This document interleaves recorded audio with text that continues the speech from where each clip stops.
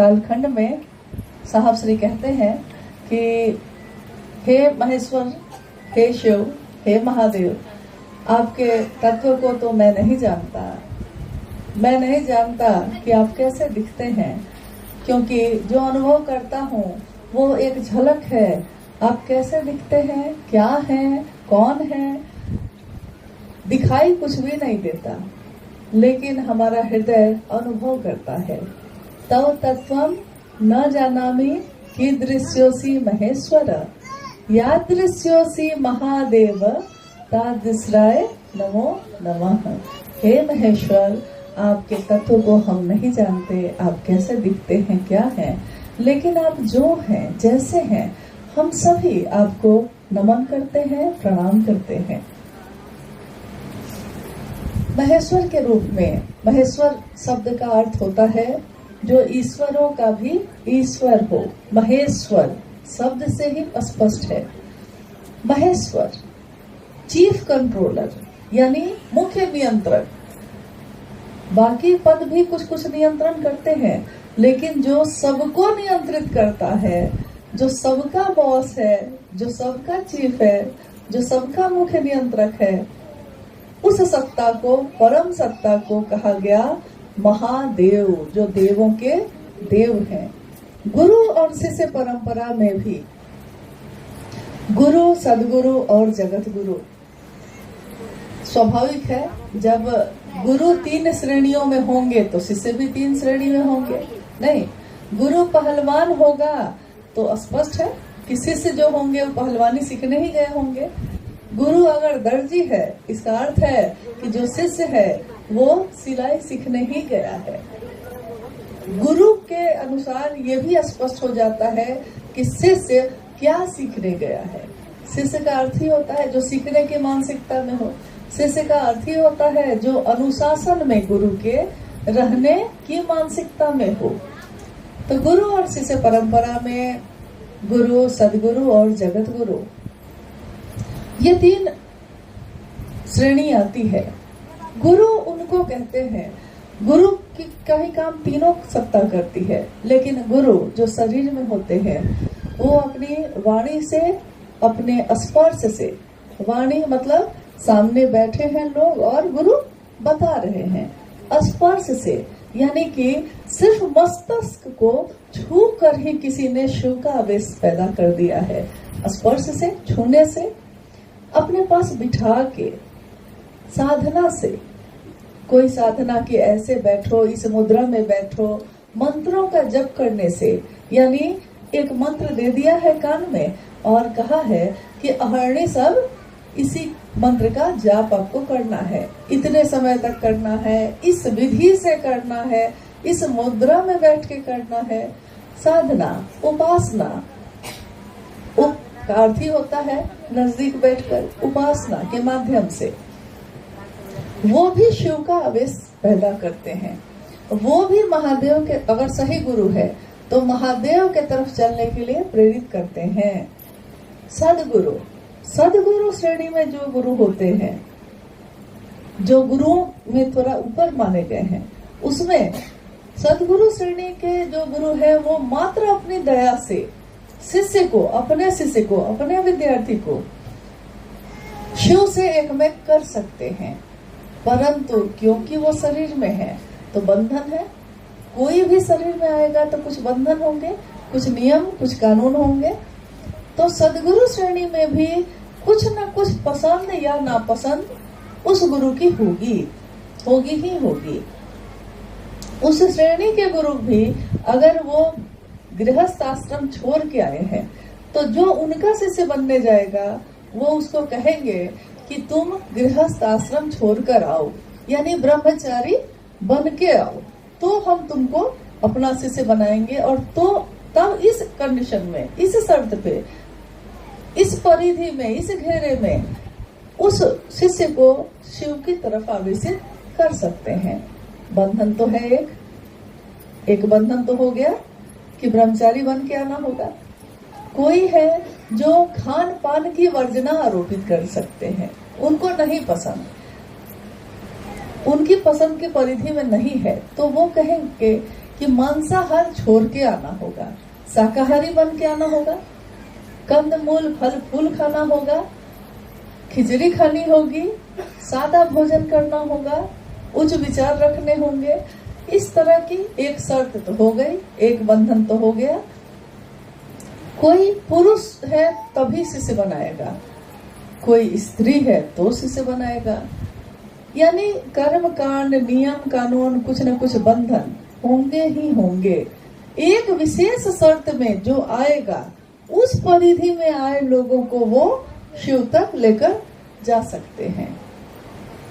अब आई बात जगत गुरु शिव की। जगत गुरु शिव यानी सबके गुरु, गुरुओं के गुरु भी शिव है। जगत गुरु के कुर्सी पे बैठे शिव सदगुरु श्रेणी के भी गुरुओं के गुरु है, सबके गुरु। इसीलिए उनको कहा गया जगत गुरु, विश्व गुरु, आदि गुरु। आदि गुरु का अर्थ होता है कि जहाँ से प्रारंभ होना, आदि यानी प्रारंभ, और अंत मतलब जहाँ समाप्त होता है। आदि और अंत हम कहते हैं ना वाक्य में, आदि और अंत। आदि का अर्थ जहाँ से प्रारंभ हुआ। गुरु की परंपरा जहाँ से शुरू हुई, शिव से शुरू हुई, तो शिव को आदि गुरु भी कहा गया। योग की परंपरा भी शिव से शुरू हुई, तो उनको आदि योगी भी कहा गया। आदि गुरु शिव जब होंगे तो गुरु, जैसे ही गुरु की सत्ता पे वो बैठेंगे, कोई ना कोई उनका शिष्य होगा। तो जब कोई विद्यालय शुरू होता है तो कोई तो ऐसा होता है जो पहला विद्यार्थी होता है, उसमें जो एडमिशन लेता है। पूरे कॉलेज में कोई एडमिशन लेना शुरू हुआ तो पहला कोई तो होगा, फिर लोग 5 आदमी, 10 आदमी, 20, 50, 100, 1000, फिर बढ़ते चले जाते हैं। आदि गुरु शिव की प्रथम शिष्या माँ भवानी को कहा गया। माँ भवानी यानी शिव की शक्ति, शिव का ही स्वरूप, शिव का ही प्रकटीकरण, जो दिखता है, जो ऊर्जा का काम कर रहा है। और जब तक वो सोया है तो शिव सुसुप्तावस्था में है, शिव अघोर है। लेकिन जैसे ही शक्तियों का प्रकटीकरण हुआ है, उसको हम लोगों ने उस सत्ता को नाम दिया, वो माँ भवानी है, माँ दुर्गा है, भगवती है, अनेक नामों से दिया है। पहली शिष्या आदि गुरु शिव की स्वयं माँ भवानी है, और शिष्य परंपरा अब आगे बढ़ी। इसलिए जब माँ दुर्गा की पूजा होती है तो आपने गौर किया होगा कि जब उसके श्लोक कोई पढ़ते हैं, उसमें हम कहते हैं कि आगम निगम बखानी तुम शिव पटरानी। आगम निगम बखानी, आगम कहा गया जो शिव से ज्ञान उतरा भवानी में, माँ भगवती में, वो हुआ आगम। और अब माँ भगवती के द्वारा जो संसार में फैला, तो उस ज्ञान को कहा गया निगम। इसीलिए आगम निगम बखानी तुम शिव पटरानी। शिव का शिष्य बनना देखा जाए तो पात्रता तो किसी में नहीं है। अगर शिव गुरु के रूप में योग्यता खोज देंगे, तब तो इस धरती पे क्या, इस पूरे ब्रह्मांड में या शिवलोक से लेकर किसी भी लोक में, तीनों लोकों में कोई भी ऐसा नहीं होगा जो इसका पात्र होगा, या जिसमें ये योग्यता होगी कि वो शिव से उतरा ज्ञान धारित कर सके। तो यहाँ क्या हुआ, महादेव की ऊर्जा जो अक्षय स्रोत है, जिसका कभी क्षय नहीं होता, और जिनके नियंत्रण और जिनकी इच्छा का प्रतिफल है ये पूरी दुनिया। अगर महादेव गुरु के रूप में होंगे तो उनको अपने शिष्य के मानसिक स्तर पे उतरना होगा। किसी भी गुरु को ऐसा करना पड़ता है। अगर कोई बहुत बड़ा पहलवान है, लेकिन अगर उसके पास आप गए हैं पहलवानी सीखने, तो वो पहला ABCD वाला दांव पेच से शुरू करेगा। वो बहुत बड़ा है, लेकिन शिष्य जो आया है उसने तो अभी शुरू ही किया है। कोई बहुत PhD करके बैठा है, इतना विद्वान है, लेकिन अगर पहला क्लास में कोई विद्यार्थी को पढ़ाने वो बैठा है तो उसको लकीर खींच के पढ़ाता है, क ख ग घ लिख के सिखाता है, अ आ सिखाता है, यही ना करता है। क्या बच्चे को कुछ चाहिए क्या? आप लोग लगातार हलचल में हैं, कुछ चाहिए?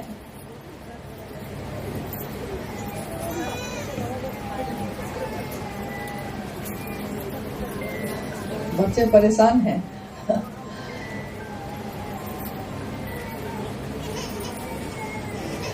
मेरा अनुरोध है कि जो छोटे बच्चे हैं उनको गोद में थोड़ा घुमा दीजिए आप लोग, क्योंकि वो लोग परेशान हो रहे हैं। गर्मी है ना, एक जगह बैठे हैं, बच्चा है, उसको थोड़ा ही पता है कहाँ बैठे हैं, क्या कर रहे हैं। घुमा दीजिए, घूमते घूमते भी बात सुनी जा सकती है।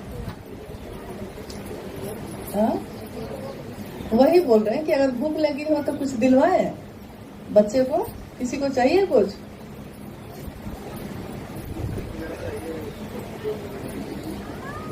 कोई बोलने को तैयार नहीं है। खैर चलिए, तो कोई अगर गुरु है तो वो अपने शिष्य के जिस मानसिकता पे जाके शिष्य सीख सकता है उस मानसिकता पे उतरकर और तब ज्ञान देना शुरू करता है। कोई किसान है, उसको खेती का सारा ज्ञान है, लेकिन अब बेटा कह रहा है कि पिताजी हमको भी थोड़ा सा ज्ञान दीजिए ना, खेती कैसे कैसे की जाती है। तो वो सबसे पहले शुरू करता है कि पहले खेत को कोड़ना सीखो, शुरू करो, एबीसीडी से शुरू करो, तब ना, यानी उसके स्तर पे आकर वो सिखाना शुरू करता है। शिव भी, जगत गुरु शिव भी जब गुरु की कुर्सी पे बैठेंगे तो होंगे वो ईश्वर, है वो महेश्वर महादेव, लेकिन गुरु के रूप में उनको अपने शिष्य के मानसिक स्तर पे उतरना पड़ता है।